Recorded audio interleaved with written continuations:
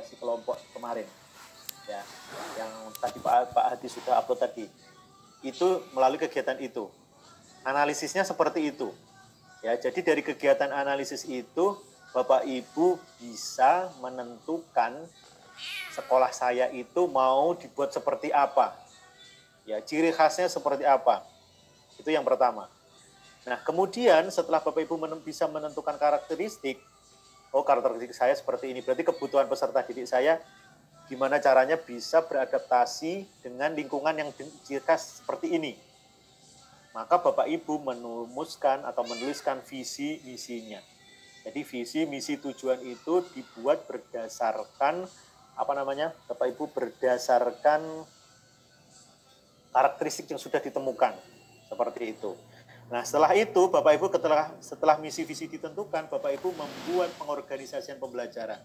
Nah, pengorganisasian pembelajaran itu maksudnya intrakurikulernya apa saja, ekstrakurikulernya apa saja, kurikulernya apa saja, terus kemudian budaya sekolahnya apa saja. Itu dibuat setelah misi visi ada, ya Bapak Ibu ya. Setelah pengorganisasiannya dibuat, sudah tahu nih intrakurikulernya apa saja, ekstrakurikulernya apa saja, kurikulernya apa saja, baru Bapak Ibu menyusun rencana pembelajarannya. Ya, jadi rencana pembelajarannya dia disusun di sana. Alur tujuan pembelajarannya apa saja. Terus kemudian proyeknya yang mau dibuat itu mau mengambil tema apa saja. Temanya dituliskan di sana. Baru terakhir Bapak Ibu menentukan instrumen untuk membuat evaluasi dan pengembangan profesional. Jadi seperti itu. Jadi tahapannya mulai dari menganalisis karakteristik sekolah, menyusun visi misi, kemudian pengorganisasian pembelajarannya seperti apa, kemudian menyusun rencana pembelajarannya seperti apa, dan terakhir adalah melampiri dengan instrumen evaluasi dan pengembangan. Itu prosesnya seperti itu Bapak Ibu. Jadi ada beberapa tahapan-tahapannya.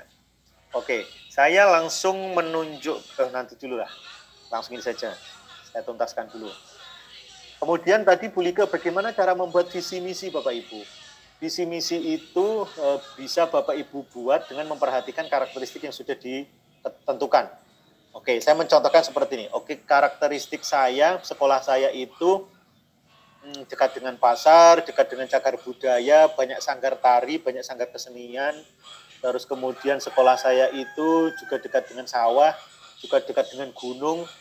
Oke, berarti fokus saya bagaimana saya bisa membuat visi untuk merangkul semuanya itu tadi.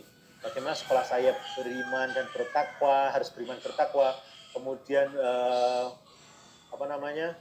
berkarakter, misalnya peduli lingkungannya seperti apa, berarti berbudayanya seperti itu. Jadi visi itu turun dari hasil analisis terhadap lingkungan kita Bapak Ibu. Nah, biasanya Bapak Ibu, kalimat visi itu adalah kalimat yang utuh, kalimat yang umum. Jadi bahasanya itu masih bahasa umum. Jadi kalau misalnya kita mau membedah visi, itu bisa dipotong-potong menjadi beberapa bagian. Karena kalimatnya masih umum. Kalimat visi itu seperti itu. Nah, kemudian Bapak Ibu, visi tadi dipotong-potong lagi, dijabarkan lagi ke dalam sebuah misi. Ya Bapak Ibu, jadi misi itu adalah pertanyaan kira-kira bagaimana kira-kira langkah-langkah apa saja yang perlu dilakukan sekolah agar mencapai visi. Ya, biasanya ciri khasnya ini menggunakan kata kerja operasional. Gitu. Ya Bapak Ibu. Kata kerja yang menggunakan awalan menciptakan apa-apa, menciptakan bla bla bla atau membuat apa gitu. Itu kalimat visi. Tapi kalau kalimat tujuan biasanya Bapak Ibu itu lebih konkret, langkahnya itu lebih konkret, lebih jelas. Karena ini mau diapakan. Gitu. Nah, antara visi, misi, tujuan itu harus mempunyai keterkaitan Bapak Ibu, urut, jadi nyambung. Jadi sesuatu yang nyambung. Nanti saya tunjukkan contohnya Bapak Ibu. Jadi kalau tujuan itu harus terukur. Terukur bisa dilihat, ukurannya itu bisa dilihat. Ya Bapak Ibu bisa dilihat. Dan diperuntukkan untuk semua peserta didik kita. Bukan untuk golongan. Misalnya saya kemarin membaca visi misi. Misalnya gini. Membuat menjadikan peserta didik yang beriman dan bertakwa, beriptek dan bla bla bla bla.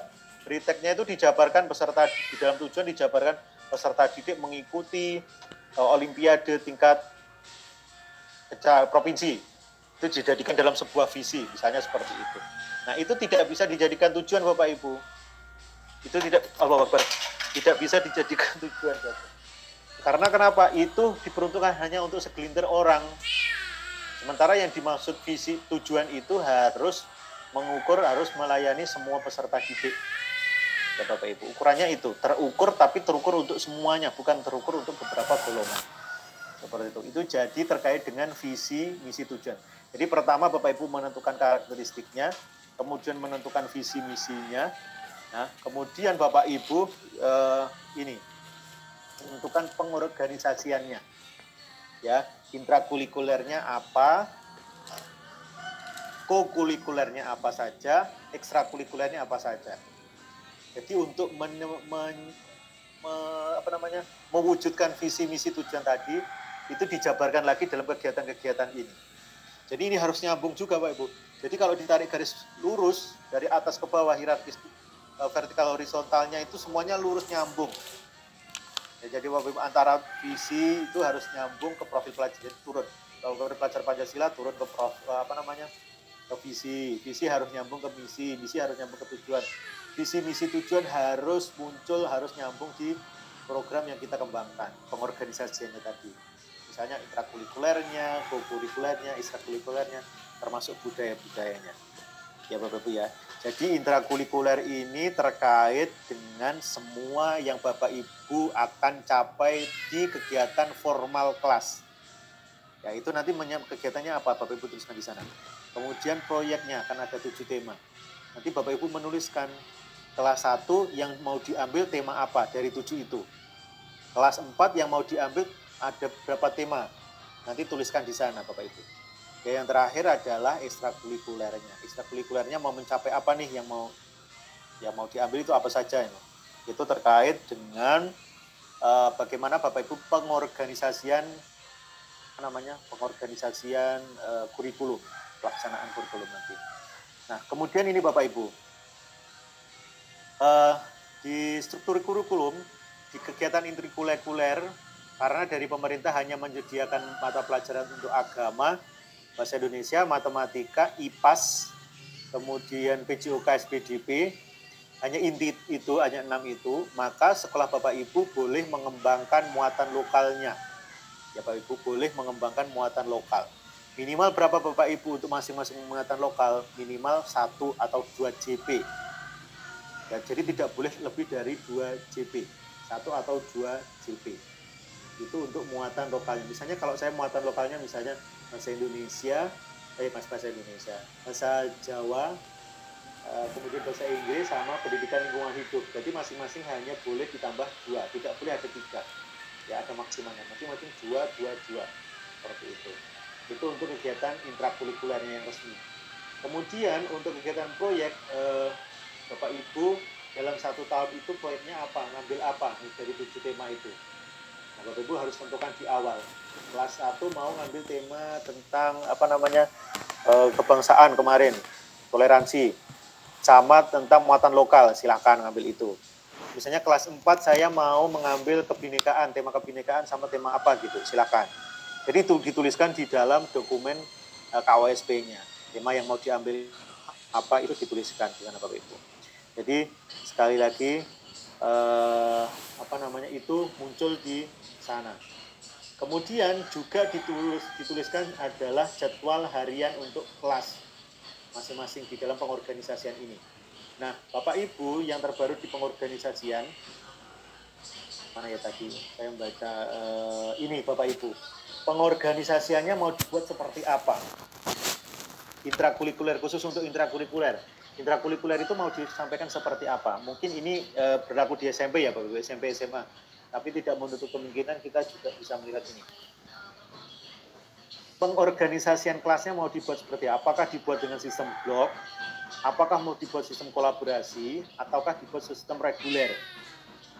Bapak Ibu, ini sekedar informasi tambahan untuk Bapak Ibu, bahwa di SMP SMA pelajarannya seperti yang disampaikan kemarin, bahwa di pelajaran IPA itu tidak berdiri sendiri-sendiri lagi Bapak Ibu CP-nya, tapi sudah dijadikan satu di IPAS, termasuk guru IPA dan IPS nanti juga jadi satu sendiri-sendiri, IPA sendiri, IPS sendiri gitu. Jadi fisika, kimia, biologi CP-nya sendiri dalam CP IPA. Kemudian yang sosiologi, geografi, ekonomi, sejarah itu jadi satu di IPS. Nah, cara mengajarnya itu dengan sistem blok, sistem kolaborasi atau reguler. Maksud sistem blok itu adalah Bapak Ibu misalkan ada dua nih Bapak Ibu bloknya, blok waktu sama blok hari. Misalkan nih, mata pelajaran IPS, bahasa dan IPAS itu ada diajarkan dari jam 7 sampai jam 12 di semester 1. Jadi semester 1 itu cuma fokus di pelajaran itu, IPS, bahasa, dan IPA. Misalkan, itu untuk SMP ya Bapak, kalau SD tidak bisa. Terus kemudian semester 2 mau sisanya, pelajaran sisanya. Itu bisa sistem blok. Atau kalau yang lain Bapak Ibu, misalkan bulan Januari, Februari, Maret itu untuk pelajaran fisika. Terus 3 bulan berikutnya pelajaran biologi, 3 bulan berikutnya pelajaran kimia. Itu namanya sistem blok. Ya. Jadi misalnya semester 1 itu hanya pelajaran IPA-nya hanya fisika dan separuh biologi. Semester kedua separuh biologi dan kimia. Itu namanya sistem blok. Bapak Ibu. Terus atau sistem blok yang kedua itu bisa misalnya semester 1 pelajarannya hanya IPS, bahasa sama matematika. Semester 2 sisanya apa? Itu sistem blok. Tapi itu sangat mungkin dilakukan di SMP, SMA. Kalau SD tidak kesulitan Bapak Ibu kalau mau dibuat seperti itu. Terus kemudian sistem kolaborasi. Jadi Bapak Ibu guru yang mapel itu tadi akan mengajarkan sesuai dengan rumpunnya. Jadi sama-sama nih seperti tematik Bapak Ibu. Jadi guru fisika, kimia, biologi jadi satu, ngajarnya bersama-sama. Itu juga kemungkinan akan sulit. Gitu. Tapi kalau memang sulit, boleh pakai sistem reguler. Pelajarannya per mata pelajaran sendiri-sendiri. Jadi fisika, kimia, biologi itu sendiri-sendiri per mapel. Tapi bagiannya cuma misalnya karena cuma di SMA itu 5 JP untuk untuk IPA, mungkin semester ini misalnya fisika 2, kimia 2, biologinya 1. Nanti yang semester 2 biologinya itu ada 2 atau 3, yang lain 1 terserah. Itu pakai sistemnya reguler. Nah, tenang Bapak Ibu, SD tidak seperti itu, jadi ini hanya sebagai informasi tambahan untuk Bapak Ibu. Jadi yang pertama tadi menganalisis karakteristik, kemudian menentukan visi dan misi, kemudian menentukan pengorganisasian kelas, selanjutnya Bapak Ibu menentukan perencanaan. Nah ya perencanaan tadi. Jadi selanjutnya. Jadi seperti itu Bapak Ibu. Jadi cara mengerjakan seperti itu. Kemudian Bapak Ibu, yang perlu Bapak Ibu tahu lagi terkait dengan komponennya. Nah, komponen dalam dokumen KOSP itu apa saja? Komponennya itu nanti, ini di sini. Ini Bapak Ibu. Komponen dari dokumen KOSP itu ini. Jadi kalau saya menjadikan satu KTSP, satu KSP itu bedanya di sini. Kalau dulu di KTSP itu di dokumen 1 itu isinya visi, misi, tujuan. Kemudian ada muatan kurikulernya yang Bu Widit tadi tanyakan, ada KD-KD yang banyak itu di sini. Kemudian ada beban belajar peserta didik, berapa JP, jadwalnya, ada kalender pendidikan, dan terakhir lampiran. Nah, maka di dokumen KOSP itu dimulai dengan karakteristik satuan pendidikan, analisis karakteristik Bapak Ibu. Jadi dimulai dari ini, karakteristik pendidikan. Kemudian bab keduanya tentang visi, misi, tujuan. Bab ketiganya tentang pengorganisasian pembelajaran. Bab 4-nya tentang rencana pembelajaran. Itu yang banyak itu tadi loh Bapak Ibu, yang CP-CP itu tadi. Kemudian pendampingan, evaluasi, dan pengembangan. Yang terakhir lampiran. Lampiran itu bisa kalender pendidikan, bisa contoh apa itu bisa. Nah, kalau saya menuliskan itu seperti ini. Karakteristik itu analisis konteks. Kemudian mungkin kalau alur pembelajaran itu langsung ke sana, itu mulai alur ATP-nya, terus program prioritasnya itu apa saja yang mau dituliskan di sana. Kemudian pendampingan evaluasi itu isinya terkait dengan instrumen-instrumen pendampingan. Kalau di lampiran nanti contoh modul ajar 1 bisa, terus daftar kegiatan proyek yang mau diambil apa bisa. Terus kalau mau melampirkan landasan hukum, misalnya standar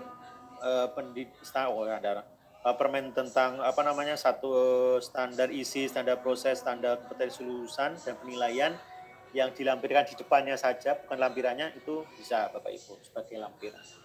Jadi itu perbedaan antara dokumen KTSP sama dokumen KOSP. Jadi lebih Bapak Ibu, lebih rinci di dokumen KOSP-nya. Jadi prosesnya seperti itu. Baik, saya ingin menunjukkan bagaimana cara menganalisis. Cara menganalisis itu tadi loh Bapak Ibu. Baru Bapak Ibu punya gambaran dari analisis sampai evaluasi itu caranya seperti apa. Ini yang Bapak Ibu kerjakan di kegiatan ruang kolaborasi kemarin. Saya mengawali dari yang pertama, menganalisis sumber daya alam sosial budayanya. Bapak Ibu, sekolah saya itu terletak di daerah subur. Banyak Bapak Ibu yang bekerja, orang tuanya itu sebagai petani, karena dekat sawah juga. Kemudian sekolah saya itu juga dekat sekali dengan pasar, cuma beberapa meter itu dekat dengan pasar. Sehingga masalah sampah itu menjadi masalah serius di sekolah kami. Karena ternyata sampah itu sampai juga di depan sekolah kami gitu. Kemudian di sekitar sekolah kami itu juga banyak peninggalan-peninggalan situs Bapak Ibu. Nah, peninggalan Kerajaan Majapahit itu banyak sekali di daerah saya. Candi-candi, Candi Gayatri, Candi Gayatri, Candi Wajak, Candi Dadi, dan banyak sekali, ada beberapa 4 atau itu. Kemudian juga ada makam-makam sejarah. Ada juga peninggalan kalau Bapak Ibu ingat Homo Wajakensis atau manusia pertama itu kan dari Tulungagung juga Pak, ditemukan di distrik Wajak di Tulungagung. Itu kami juga punya museum Wajakensis. Ya, di sana itu dekat museum juga banyak sanggar-sanggar. Terus kemudian ada juga beberapa industri. Dari sini Bapak Ibu, maka kami sudah ketahuan nih potensi lokal kami itu apa. Ya, oleh karena itu kita perlu melihat dananya dulu, dana penerimaan kita dari BOS, dengan swadaya yang kita dari koperasi. Kita punya koperasi yang alhamdulillah labanya cukup banyak. Kemudian kita dengan masyarakat dari komite ada, alhamdulillah. Di CSR kita juga punya, karena kita banyak lingkungan industrinya, kita ada dapat bantuan juga dari CSR itu, alhamdulillah. Nah, dari sana Bapak Ibu, kita melihat nih, kira-kira di Pemda kita bagaimana. Ternyata di Pemda kita di Tulungagung itu ada program dari pemerintah untuk melestarian lingkungan dan budaya. Kenapa pelestarian lingkungan? Karena Tulungagung Selatan itu hutannya sudah mulai gundul. Tapi di sisi lain punya banyak potensi. Berarti kita punya tempat ini.